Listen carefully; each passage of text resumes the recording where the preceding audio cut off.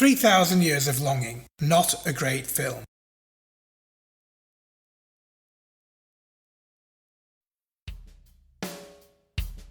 A movie about a djinn, played by Idris Elba, who a woman, Althea, played by Tilda Swinton, finds in a bottle. She rubs it and he grants her 3 wishes. I will give them something they've never seen before. So, Althea is at some work thing and starts seeing shit, which confused me as much as her, as I thought it was going to be Idris Elba, but he was white, and whiting people up isn't really the done thing.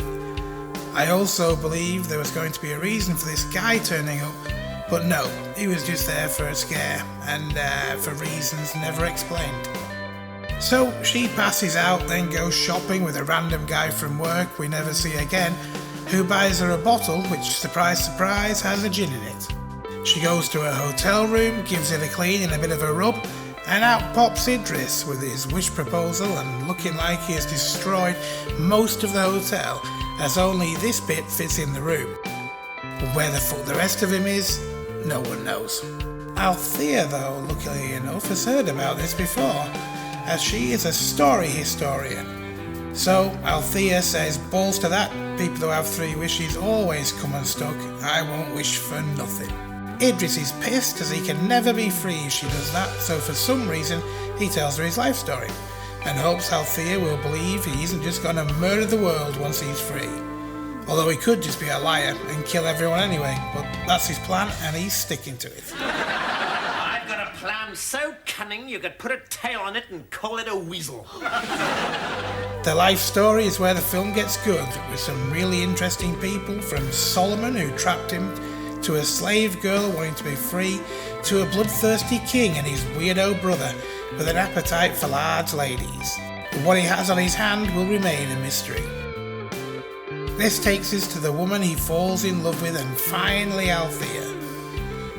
This is the best part of the film, and the story of the king and his slightly peculiar brother could be a movie in itself, and perhaps a better one. But this is where the film goes south for me, and to be honest, I may have had a little nap in the middle of the second half.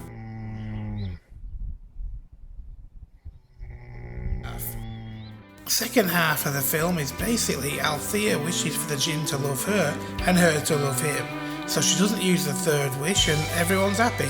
So then they are just loved up for a bit until the djinn's energy or something starts to fade because the wish was inappropriate or some such rubbish, and she releases him with a 3rd wish, but he still comes to see her every now and again.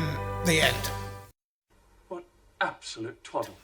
Second half was really disappointing, and I could be missing something, and I'm sure there's meant to be a message somewhere, but it didn't really make any fucking sense to me whatsoever. You just don't get it, do you? You don't. And I ain't going to try and find a message in a fairy tale.